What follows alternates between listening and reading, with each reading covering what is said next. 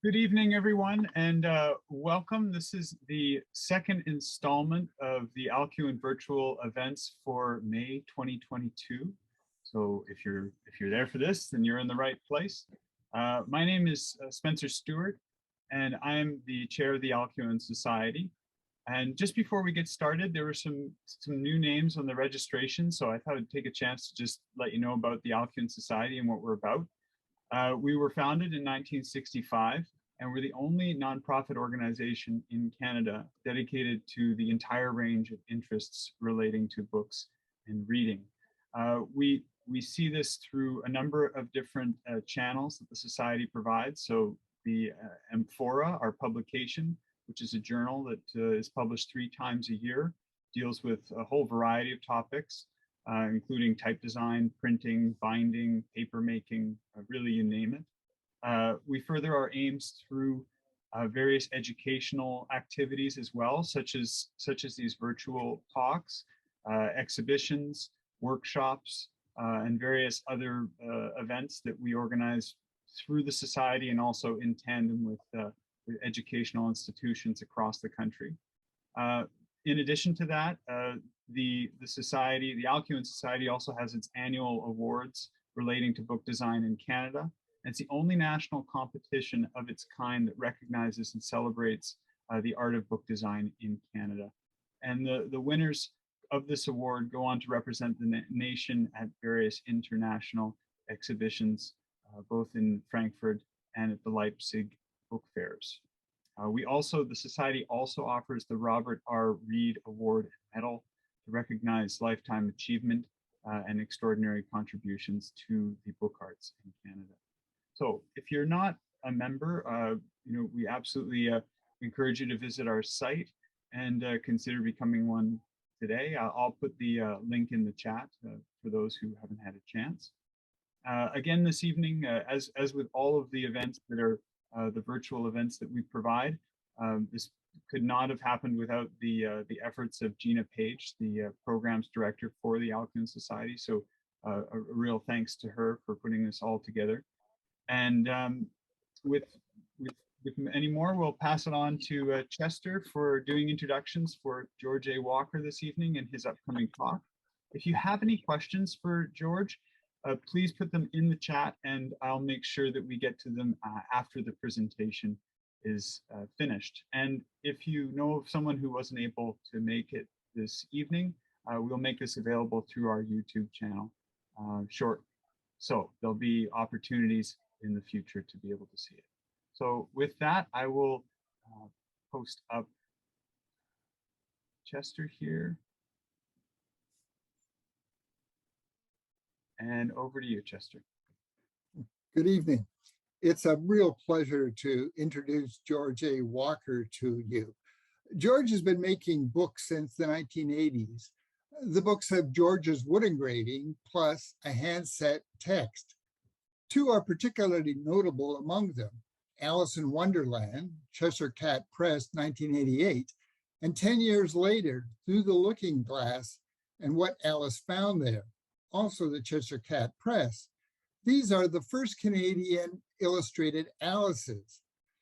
2008 saw the first of George's wordless narratives, wood engravings alone telling the story without any assistance from a text. These are printed by himself in a limited edition.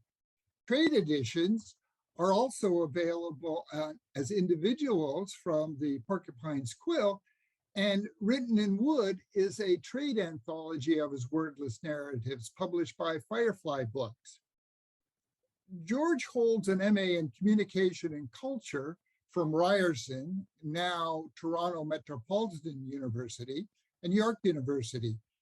He was elected to the Royal Canadian Academy of Arts in 2002 in recognition of his achievements in Canadian book arts. He is an associate professor at the Ontario College of Art and Design University, where he teaches book-related arts in the printmaking program. He is a graphic novel acquisitions editor for Porcupine's Quill and has 11 titles in print with them. Since 2000, he has worked as a creative director for Firefly Books.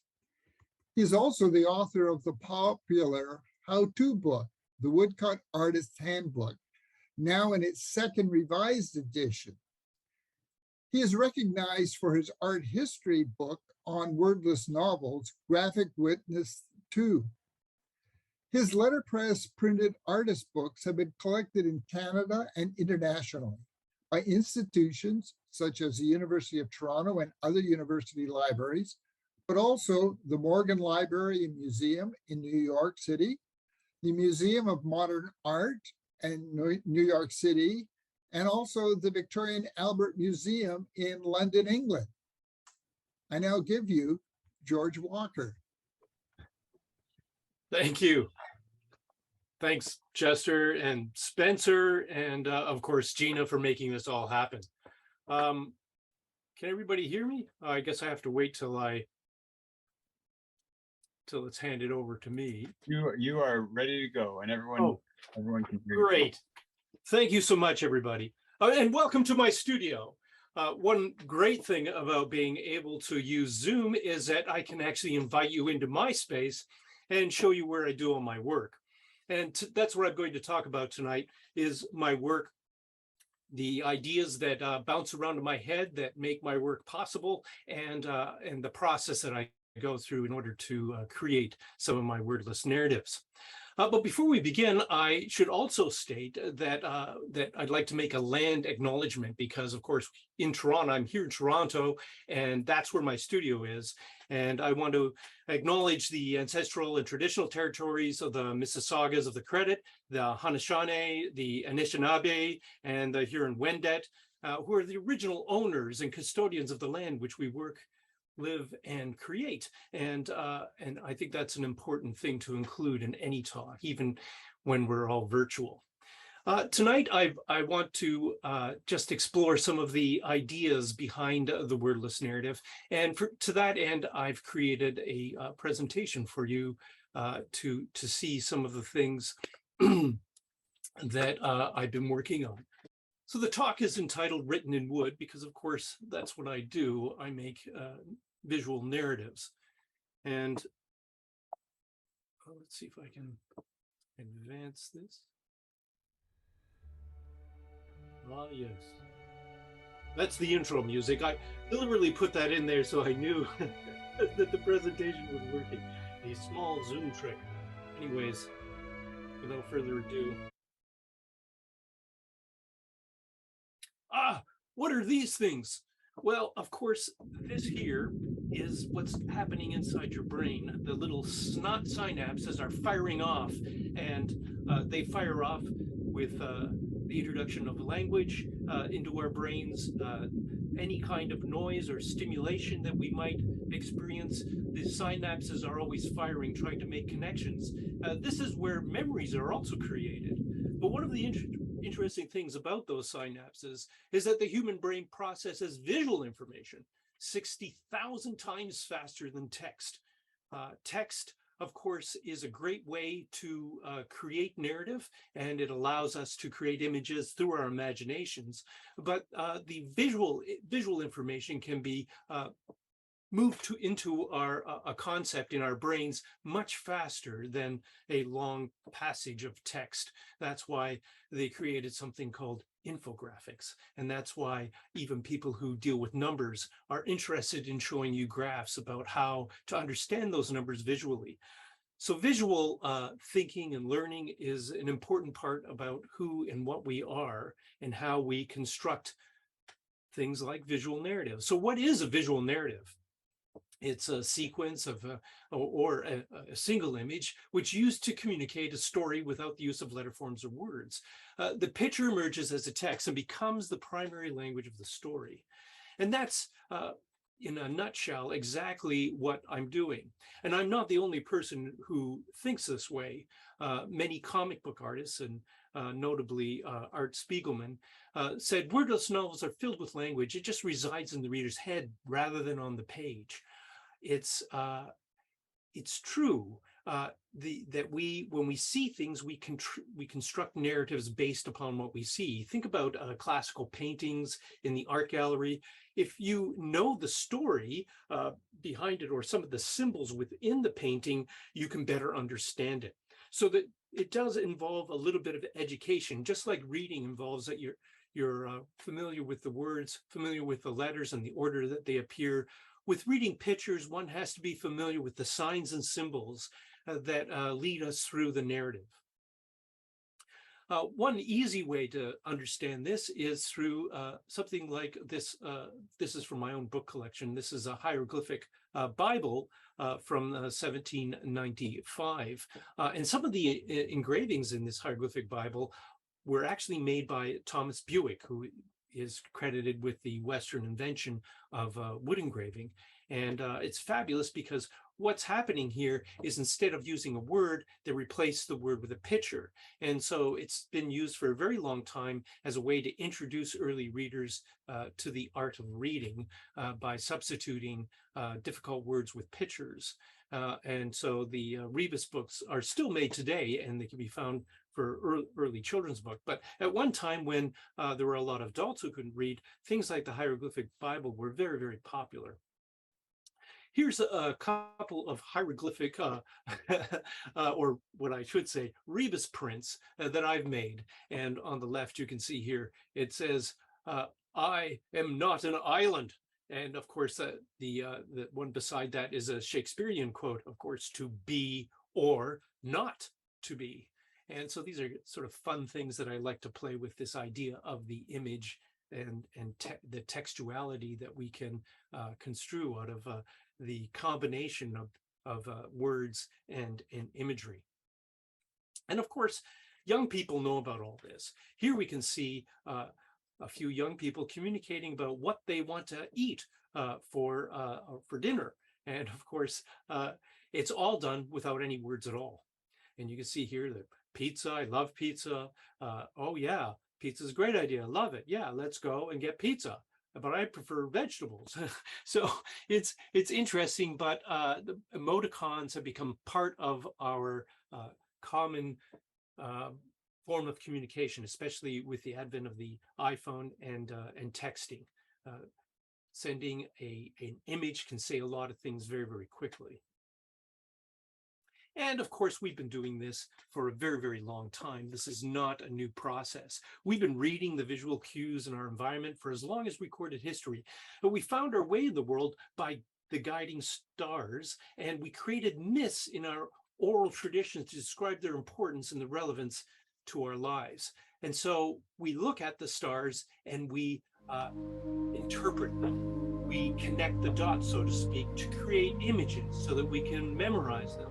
Just like in the Renaissance, the intellectuals at the time created memory palaces that they could walk through to memorize important information.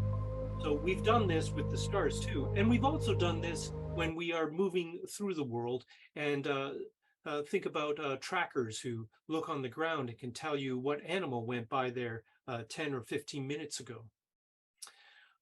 I want to talk now about my influences and inspiration for my work. One of the biggest influences for me was Franz Maserel. I saw his work in an exhibition in the 1980s at the Art Gallery of Ontario. And when I saw his stuff, I went, this is what I want to do. I really love this form of storytelling.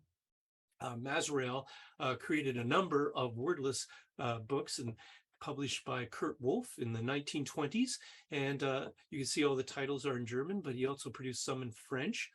These books were printed in Munich and had introductions by such luminaries as Hermann Hesse and Thomas Mann.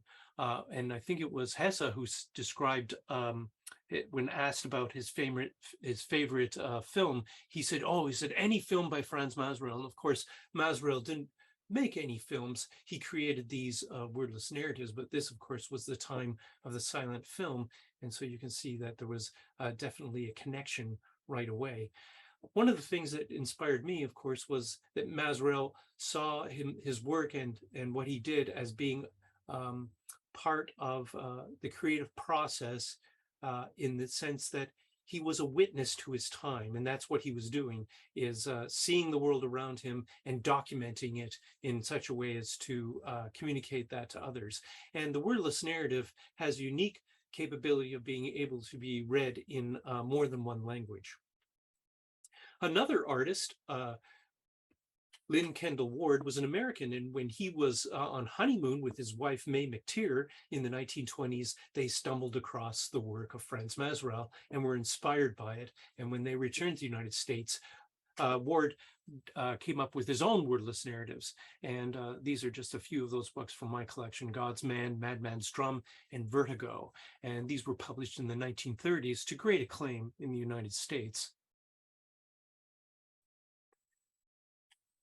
An interesting thing that Ward said is that the visual narrative is different than an illustration, because an illustration is a verbal element, is how I should just read what is here. It says, if understanding is dependent on words, a narrative is probably more properly described as a work of illustration, one in which the verbal element primarily and the pictorial element, no matter how impressive in draftsmanship or how much of the available space it occupies, is secondary, so that in a wordless narrative, the image takes precedence over the words. It is not about the words. They are not illustrations. They are indeed the text themselves. Now, another artist, a Canadian, Lawrence Hyde, saw the work of Lynn Ward and was inspired to create his own visual narrative. And in the 1950s, he published Southern Cross, which was a critique of the Americans testing an atomic weapon in the Bikini Atolls. This book had a introduction by Rockwell Kent and was published in 1951, and is in a landscape format. He says that novels or stories in the picture form are only close to theater mime technique, like pantomime. There's something of the story ballet, he calls it. I think in his work, it's also, there's something about film in there too, because of the way these images are sequenced. He took this book and showed his work at the National Film Board, and he was hired as a cinematographer on the strength of his visual narrative, and he went on to work for the National Film Board, creating some memorable films throughout the 50s and 60s.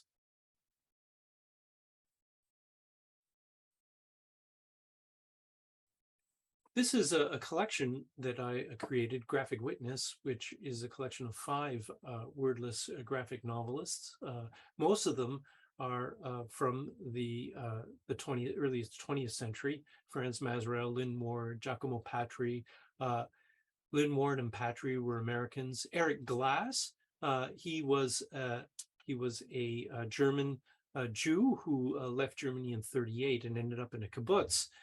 And he had a premonition there about the horrors that were happening in Germany and created a wordless narrative that I created here. And of course, the last artist in this collection is Lawrence Hyde. And here's just some statements there from writers and artists that I respect who've suggested that this is a good thing to read.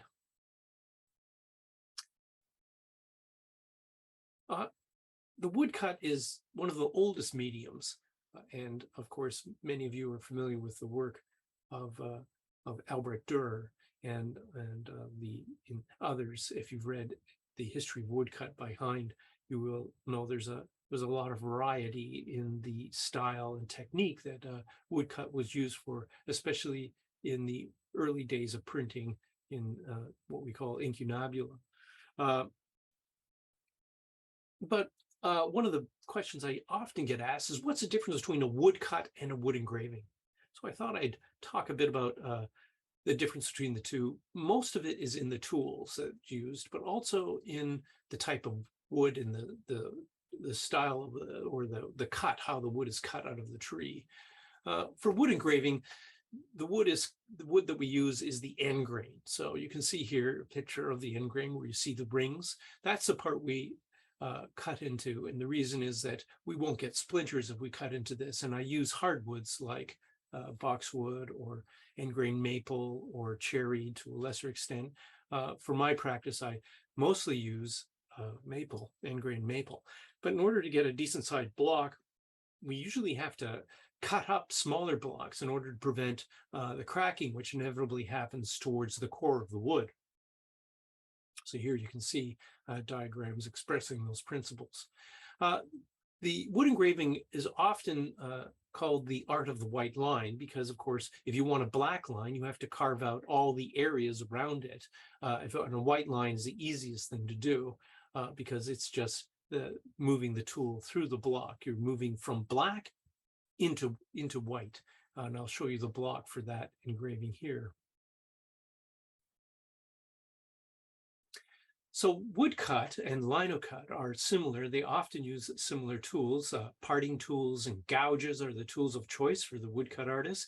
And often they're cutting on the plank or in the case of linoleum, on a piece of flooring material, using tools like in the bottom left here is a speedball cutter that has disposable nibs. And then there are the more traditional woodworking tools that some of you may be familiar with. Wood engraving in the West was invented by Thomas Buick, who was a silversmith, and he took the tools of the silversmith and started to use them on the end grains of wood to create very, very detailed imagery. He's famous for a number of publications, history of quadrupeds, and he also did a book on ornithology. And he was a friend of Audubon too. Very interesting man, very inventive man, and a very competent engraver. Wood engraving reached a peak during the Victorian era. And you'll be familiar with images like this, one from Alice in Wonderland by John Tenniel. This was engraved by the Delisle brothers.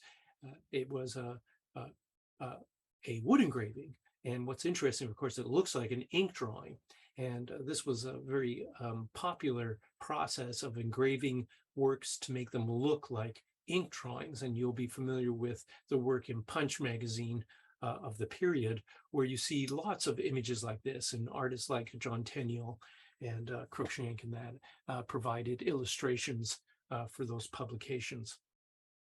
The other innovation, of course, is that wood engraving allowed for the production of catalog work because you could print images, highly detailed images, at the same time as you printed the type. And this revolution meant that you could do very, very detailed images, and you could create catalogs. And so that's where catalog work came from. And here you can see that there's type that is backwards. There's numbers there, 1975A, and it's all black around it. And this is because the wood engravings themselves were actually never printed. They would make stereotypes from the wood engravings after they were engraved because the blocks could be easily damaged on the press.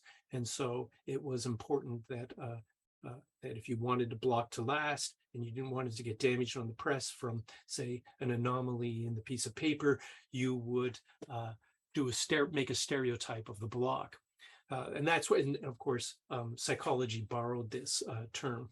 And here's another commercial wood engraving from the time. You can actually see the block here where they've routed out with a power router around the outside of it, and the details were engraved so that it looks almost like a photograph of the product.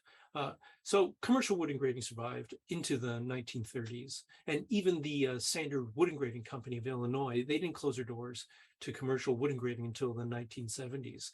And I was lucky enough to purchase some of the blocks they were getting rid of. And the irony here was they were making wood engravings of early computers and typesetting machines. And it was quite funny to see these very high-tech components to computers being engraved on the end grain of wood.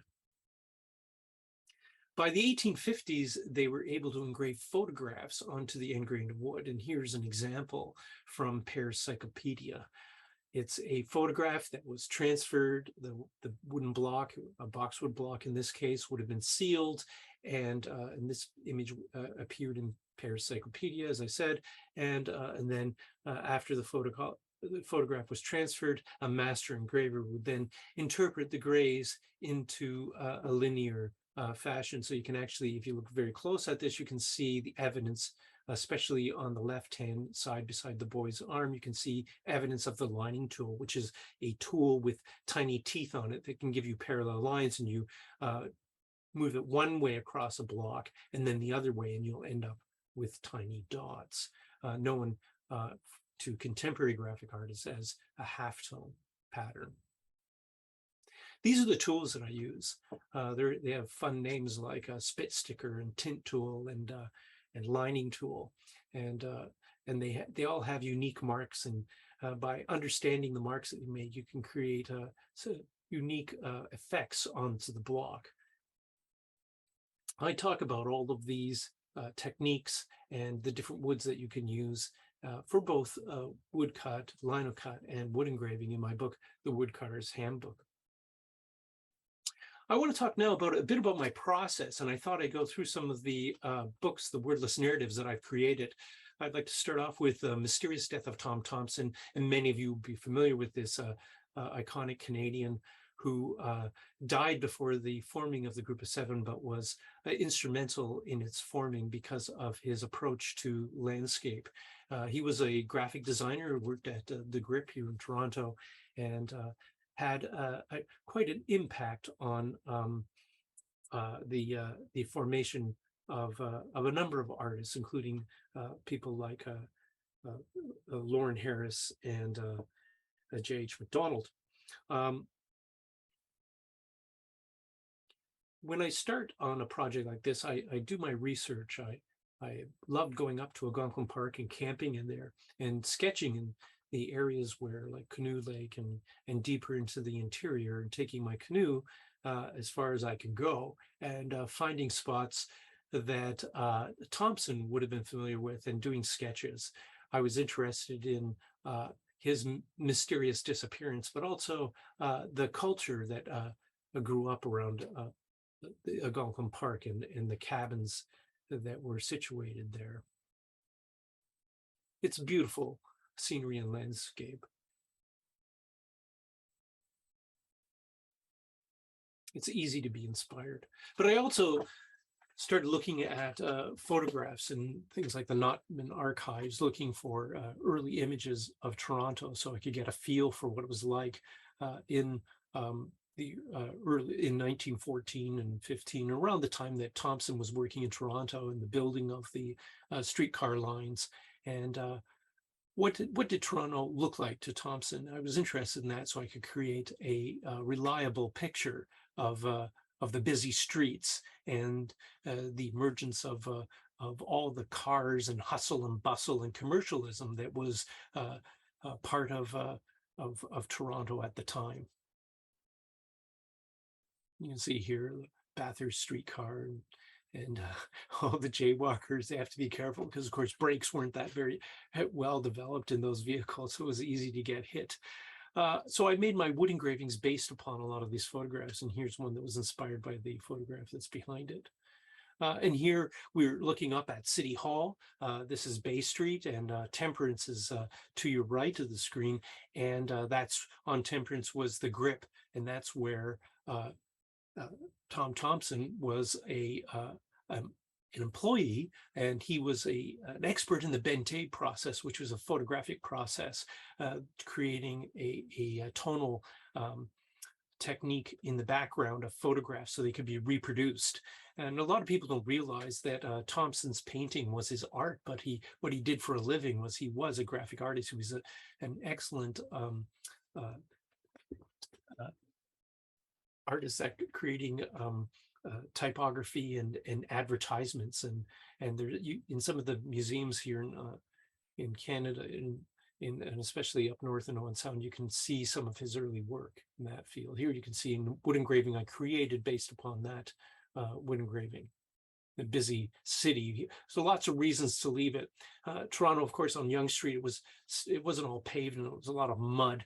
And so I had to, I was taking images from that time period. I was adding Thompson into it. So here you can see in this picture there in the red circle is my little portrait of Tom Thompson as he was trudging through the mud to get to his work.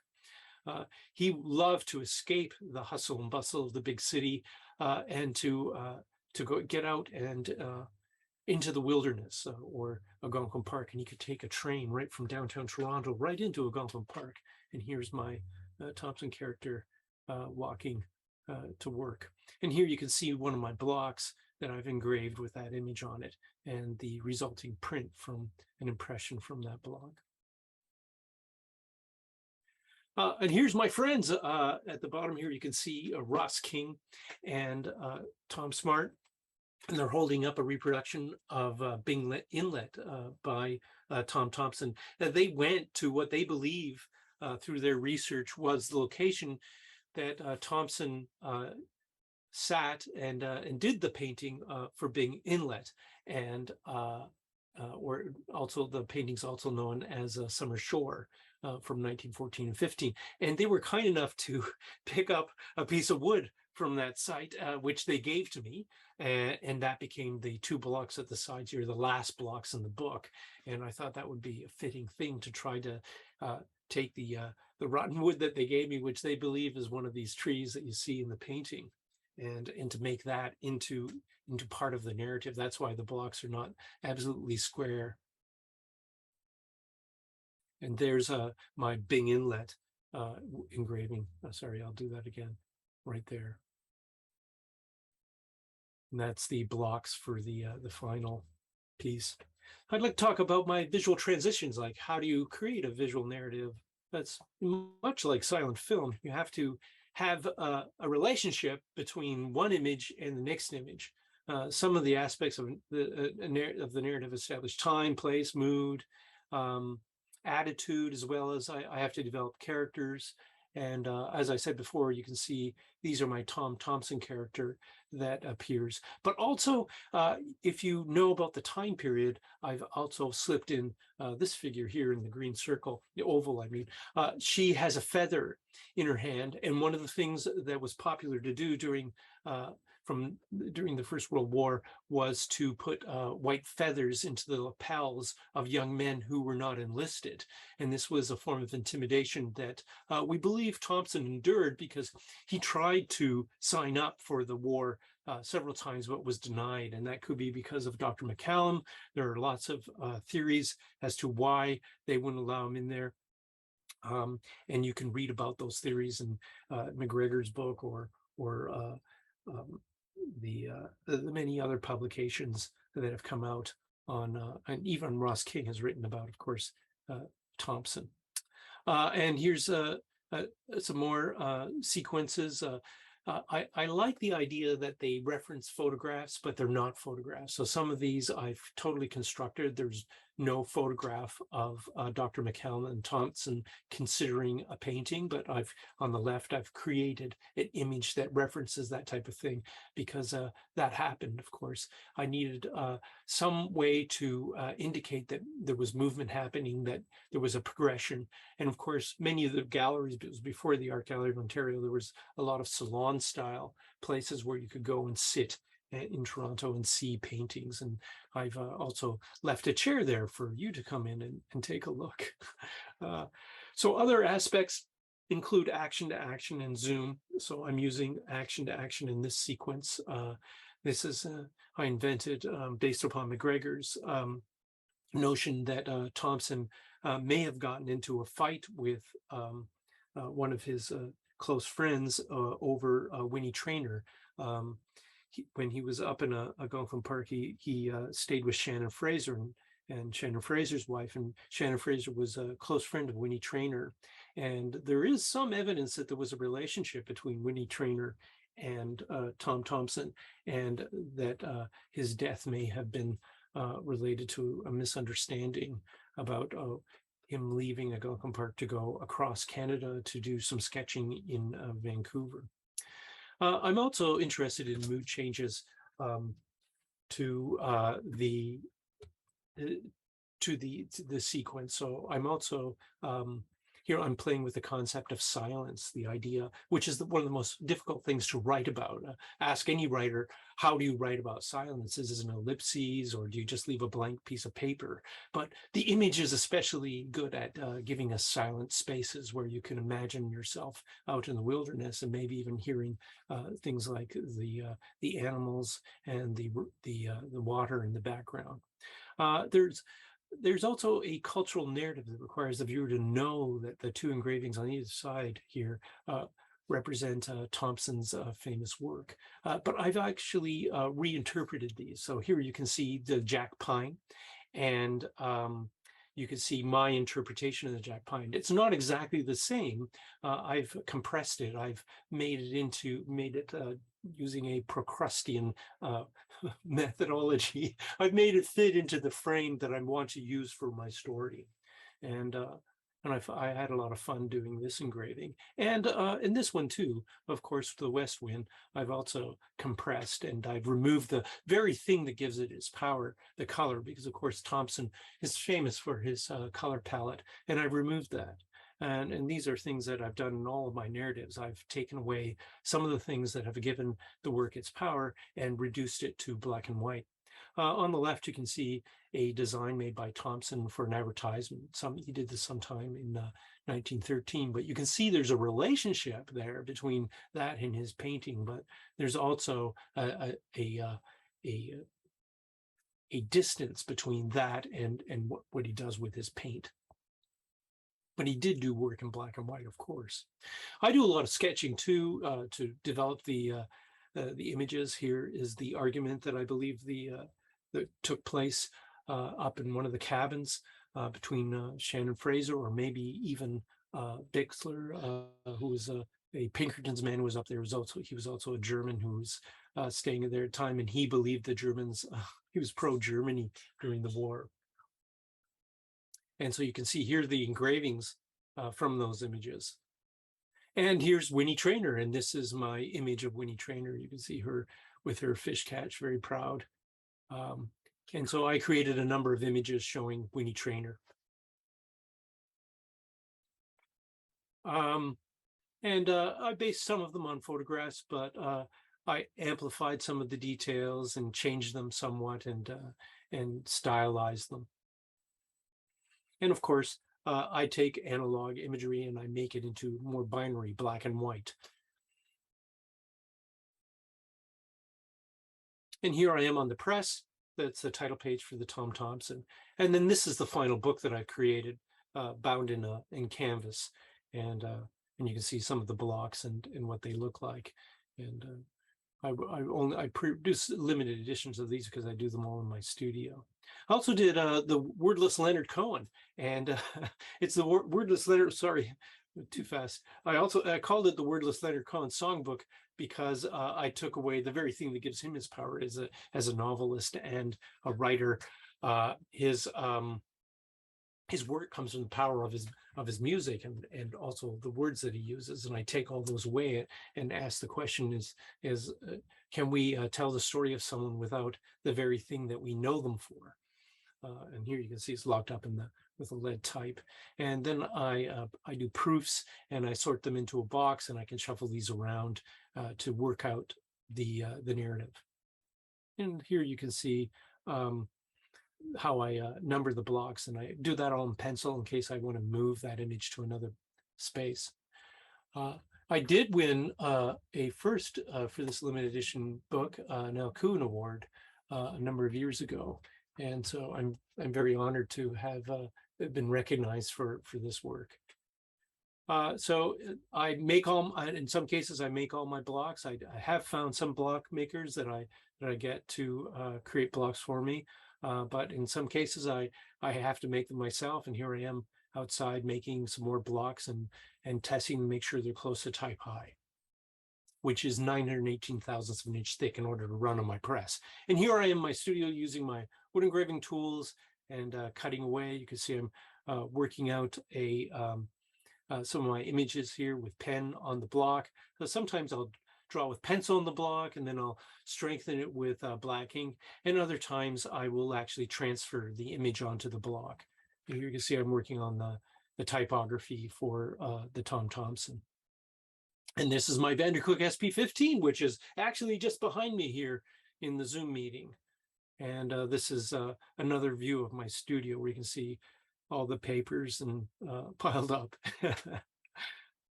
And here I am working on my press, pulling some proofs. And there's one of the my wordless narratives all sewn up, ready to be glued and rounded and backed.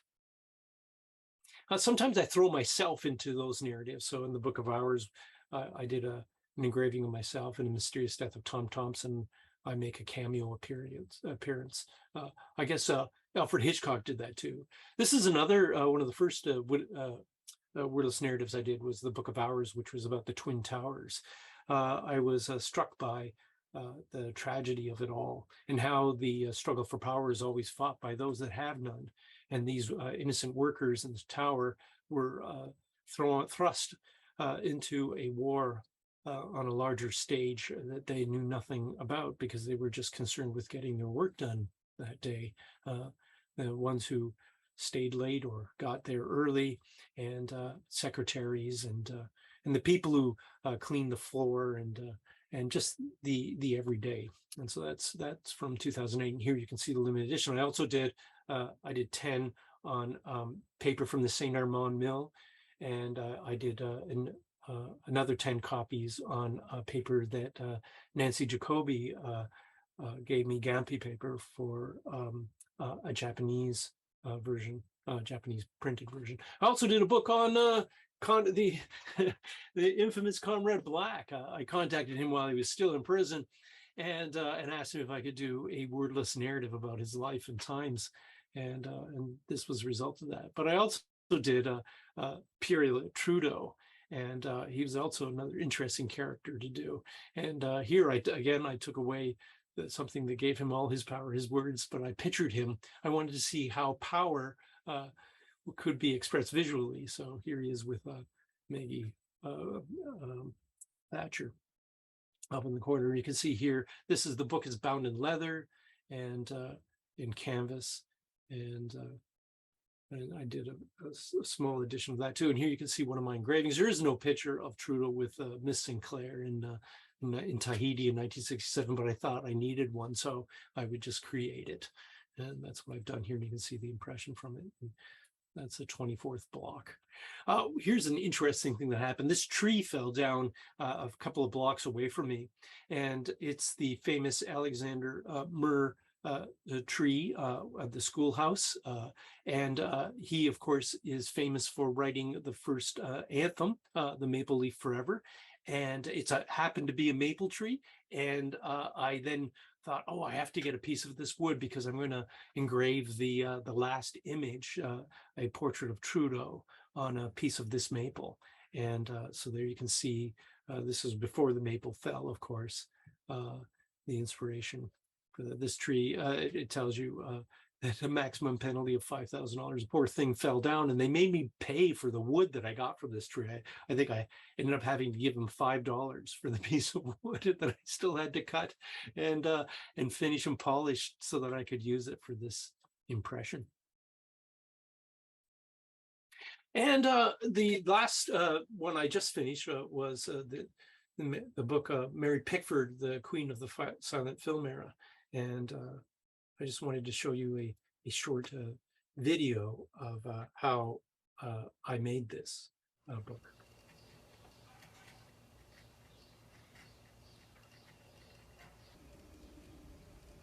See up close. A story is always better if it's animated by the storyteller.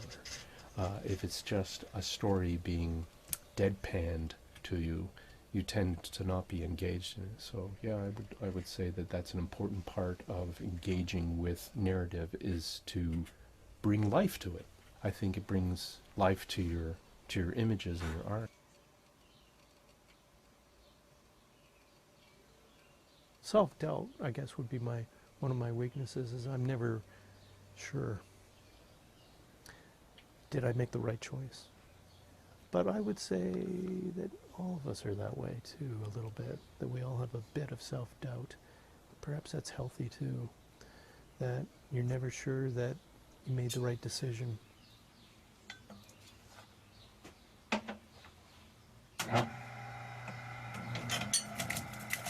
So when I'm trying to work out what a person's life was, part of that has been narrated, maybe by them, maybe by someone else. The other part was what they experienced. So my goalposts are to find out where the narrative and the experiential meet in a visual image.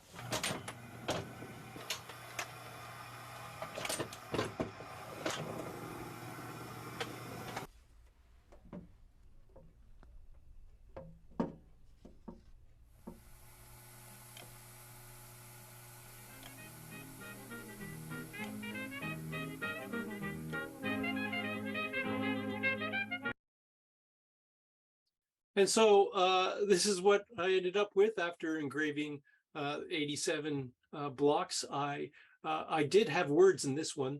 I created intertitles telling the story of Mary Pickford's life. And I also created a drawer in this that I put samples of programs from and postcards from Mary Pickford's lifetime.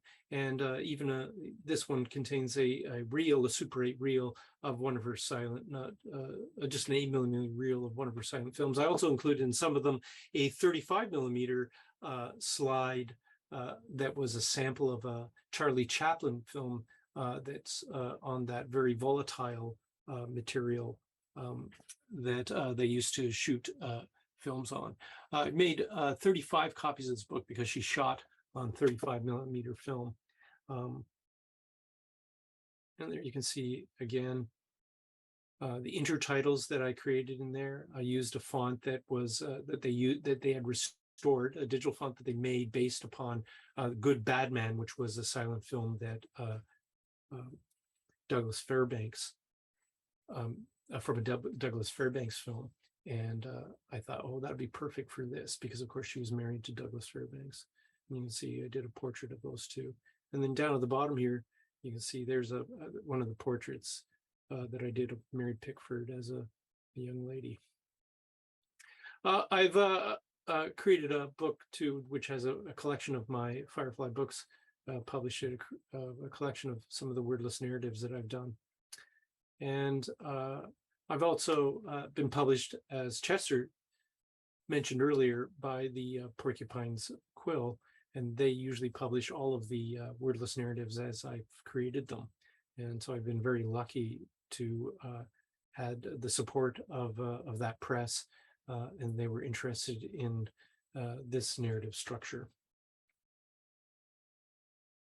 And I've also encouraged other artists, some of them were my students and some of them colleagues, to create their own wordless narratives, most recently Let Go by Mark Hubner. But these are some of the other ones, other wordless narratives that I have helped get to the press. And that's it. Thank you so much. I'm happy to answer any questions if there are any. There may not be. Thank you so much. That was fantastic. We do have a couple of questions coming in, and of course, if anyone does have any questions, please put them in the chat and we'll get to them. I wanted to start off with the footage that you showed, where you're working on the Pickford piece. That's from a documentary that's been in the works for a bit and has just done a couple of screenings. Could you tell us a little bit about that documentary and how we might be able to view it? Yes, I was very lucky to have the filmmaker, Jeff Winch, follow me around for a couple of years and kept saying, "Don't look at me, I'm not here." But he was. And he put together this documentary film, which I think runs about an hour. And there was a screening for those who contributed to the film, because of course, to make any kind of film, it takes a lot of people. So I'm honored and grateful for all the people who participated to make that film possible.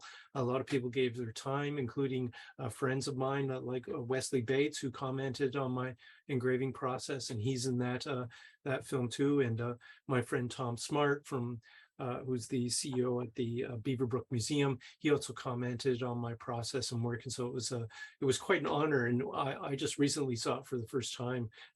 They matted it all together, and he actually threw me into a bunch of Mary Pickford films. So I'm acting in Mary Pickford films, and I get to be an immortal in a documentary, so I'm honored to, and I'm not sure when it will be available for the public to view, but soon, because it is done. And I guess we can share that that web link. I think I sent that to you, Spencer, that shows the web page, which will list all the screenings that are available. And there is a DVD available, apparently, for those of you who are still using that technology.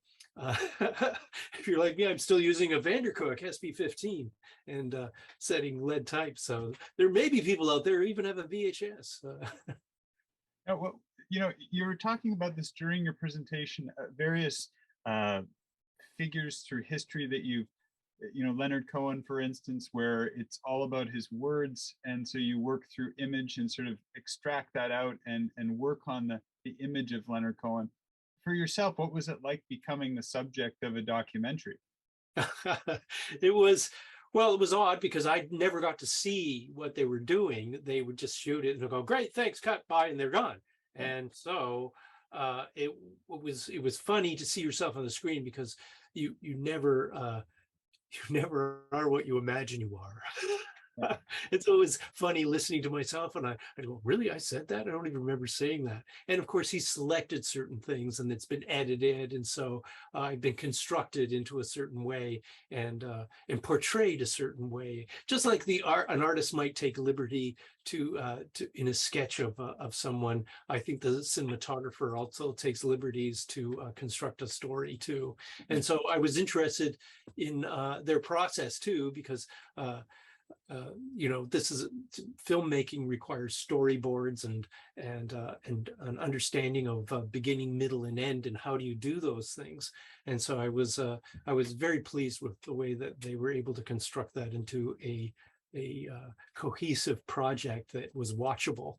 And I shared with you a little bit of that film, and lots of talent, like some of Jeff's students did the rotoscoping, and you saw where I become a wood engraving. I thought, wow, that's really good. We have a couple of questions that have come in, so let's jump to those for a moment. What do your notes look like for the entire story in one of your wood blocks? Are the notes in the words or pictures or both? Yes, so that's a good question about how I work it out. So I make sketches, and often these are on loose pieces of paper so that I can transfer them to the blocks, and so I can organize them and put numbers on them, and then I make proofs of the blocks, and not all the blocks actually end up in the final work. And so I might make proofs of those blocks, and I'll write on those, and I'll collect them into a clamshell box and reshuffle them several times. So it's that type of process of some things end up on the studio floor, and other things I number and I arrange in a box, and I go and try to work out the sequence. And then I have all these sometimes sketches and sometimes actual proofs, early proofs, and sometimes I've messed up the engraving and I have to re-engrave the whole thing. So it's a long process, and it can take a year or two for me to finish one of those books. The figures that you've chosen to do work on, Conrad Black, Trudeau, Pickford, how do those start to come into fruition? Do you find yourself, is it sort of a flash that this is the person I want to work on a project with? That's a good question. And it's a complicated answer. It has to do with discussions I have with my friends and family. And Michelle said that, you're doing too many men, you've got to do women, fair enough. And so I said, but what woman, what Canadian icon could I do? And that's how the Mary Pickford came about. And a lot of people had suggestions about who I should be doing what woman I should be doing a wordless narrative of. And I had lots of Ruth Panofsky suggested that I do Margaret Atwood. So there was a lot of suggestions. And once I get them all, I go, well, what's realistic? Who can I have access to? Are they living? Would they be offended? That was one that Tim Inkster pointed out to me. He said, if you do Conrad Black, I can't publish it because he's so litigious, he'll just take you to court. And I said, but I'm not saying anything about him. I'm just making pictures. It's just what happened to him.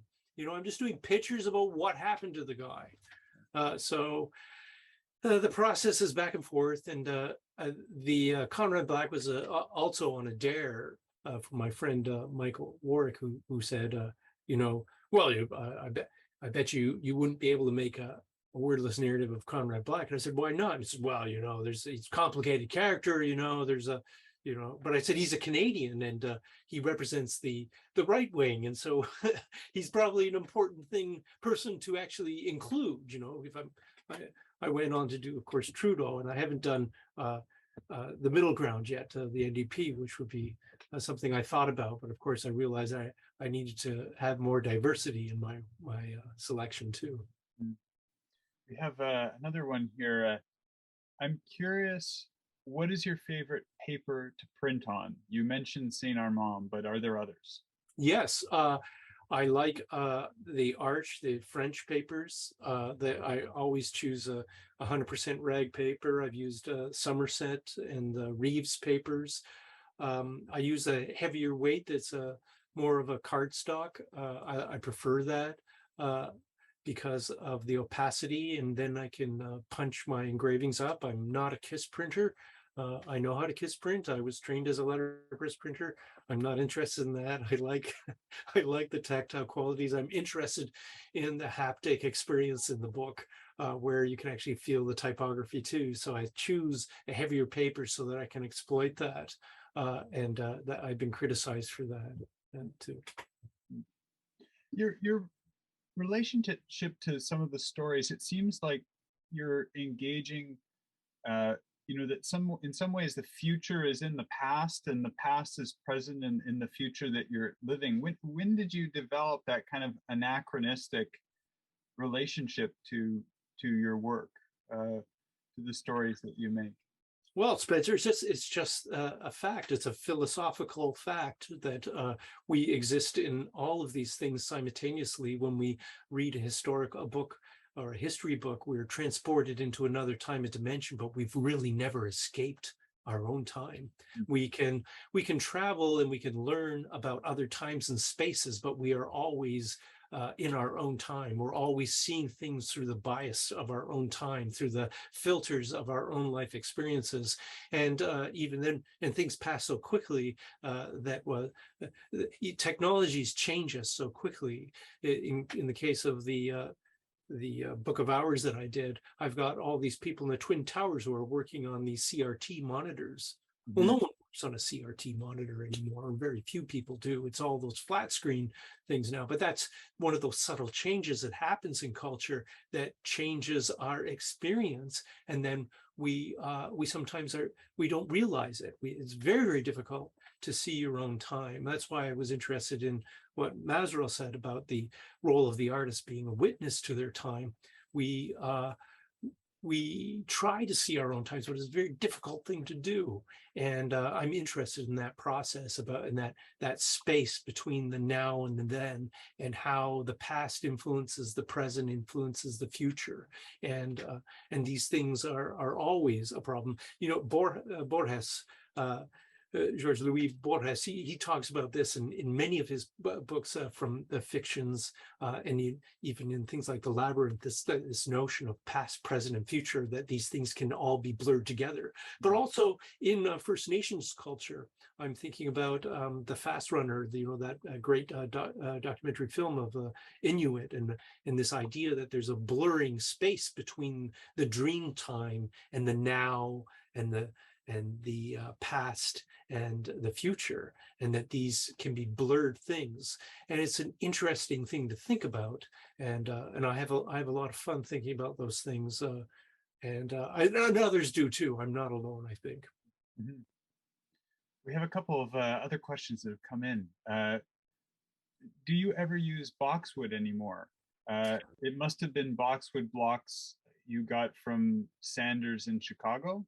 Yes, yes, and that is true. And I don't use boxwood a lot anymore because of its expense and because I go through so much wood. Because of the style of engraving that I do, it's an expensive problem. I have some beautiful blocks that have been given to me, boxwood blocks. One of them from the late artist Julius Griffiths gave me. And hang on a second, I'll just show you. I've got them in the studio here. And I can show you, these are beautiful historic blocks.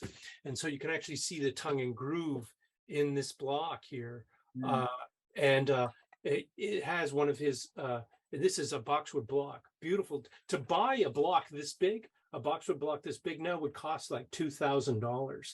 So I just, I've been thinking about it for so long.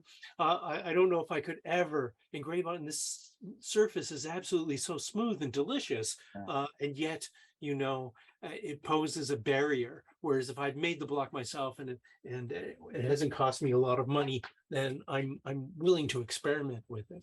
We have another question here of, please explain the number of copies in the limitation of the Conrad Black book. Yes, I only did 13 copies of that book because he took 13 boxes out of the Argus Corporation.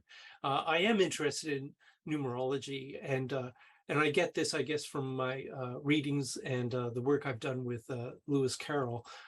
Charles Ludwig Dodson, of course, was a mathematician, and things like the number 42 is very important to him. And so Andy and I, who have the Cheshire Cat Press together, all our editions are 42 copies because, of course, 42 is the number of illustrations that are in Alice's Adventures in Wonderland and Through Looking Glass. And also, apparently, when the sun hits the Earth at a 42-degree angle, it creates a rainbow. I asked David Day if that was true because he wrote Alice in Wonderland Decoded, and he's written a whole chapter on that number 42. So it's an interesting area of research, you know, about numbers and about playing with that. And I've always had fun with playing with numbers, and I did that in my first book of the Book of Hours about 9/11. I played with the numbers 9 and 11. I call it the Book of Hours, but I also had the time. So 11 minutes after 9, you know, and the time that the towers were hit too. I explored that as an idea. You know, because if you're looking for meaning, you'll find it. Yeah, well, and also the attempt to create some form of order out of something inexplicable or chaotic, right? I mean, yes, our brains want order. We want to organize things. It's why we can read pictures, because we see a blotch on a piece of paper and our brains immediately want to organize it into something recognizable. And so we're constantly looking for that recognition in spaces. And just like when we looked at the sky and saw the stars and imagined animals and gods jumping around on top of us. Yeah, well, some of the figures you also choose to explore are people that in some ways they're breaking the mold. Like there was nothing prior to them in terms of the icon they were, such as like Trudeau, the way in which he was perceived as a politician, the way he changed the conversation. There seemed to be someone before that, or, you know, Leonard Cohen as the poet writer. Indeed, you know, Bob Dylan was equivalent, but it was not in the Canadian context. Or yes, I think that Leonard Cohen should have got the award, not Bob Dylan. You know, I think that let's face it, Cohen was a novelist first. You know, in Dangerous Game and in his other books and poems. You know, Spice Box, Verth, etc. Yeah. You have a question here. You mentioned there was a book you printed on Gampi fiber paper. It has very different qualities than thick Western papers. Did the change of paper shift the perception of the book and the engravings? Yes, absolutely. That's a very good observation. It certainly does impact not only the tactile qualities of the book, but of course I could only print on one side of the paper, and which I do anyways. And also the final product was thinner. I chose a non-adhesive binding for that particular project. and I housed it into a wooden box with its own stand. And so the whole thing was a different experience. And I love many of the Asian papers, like the Gampi and Kozo papers, just because it's just a different experience. And I think kiss printing with those papers is ideal, because you don't want to, you're not interested in actually making impressions into the paper as much as, pulling something off of the surface. And I think about the Japanese woodcut artists and how they using water-based inks and allowing them to bleed into the paper, and so that the prints become like watercolors. So yes, it's a fascinating. I enjoy doing it. And maybe I'll do that again. I'll experience that again and explore the possibilities with those papers, because there's certainly a lot to learn there. We'll finish off with there's one question here in the chat. What is your next project? People keep asking me that, and I'm not sure. Is there a subject or a story that you're dying to create? So it's two questions. Yeah. What are you working on now, and what do you want to work on? Well, I do like mythologies, and I've always wanted to do Aristophanes' myth, from Plato's Symposium. And so that's one thing that I've been looking at and revisiting in various translations, and trying to figure out how one could visually create one of those myths in a wordless narrative that would be still readable. And so there's a lot of challenges that way. And so I've done a few sketches, but I keep changing my mind as people keep coming up with suggestions. And every time I meet someone and they see my work, they have ideas, and I appreciate that, and I do take note of it. And thank you very much, because that's where I'm getting my ideas from. I'm getting them from you and from people who are interested in this, and who are getting a kick out of seeing a narrative without words, and playing with that notion as the image as text. You've actually received some suggestions this evening, so I'll make. Oh, great! I'll make sure those. I'll write those down. Thank you. And with that, I put a link in the chat to the trailer for your for the documentary, and we'll all stay tuned, and we'll probably do an announcement once it's available for people to view. Great, thank you. For now, I want to take the opportunity to thank you very much for taking the time and putting this presentation together. It was fantastic. Thank you, Spencer. Thank you, Cheshire, for introducing me, and thank you, Gina, for all that background stuff that you do that's so great. And thank you to all the Alcuin members who make these things possible, and for being here and putting up with my little talk, and contributing by your wonderful comments and suggestions. Thank you, everybody. And we'll be having a talk in June. It will be Gary Sim, and the topic will be, or the title of it is 25-year, what is it? It's to do with BC artist publications, and about 25-year process of gathering them all together. We'll put announcements together about this talk in the coming days, so stay tuned, and you'll be able to register for that, and it will be sometime in mid-June that we hold that event. But for now, thank you very much, George, and all the best to everyone, and have a great evening.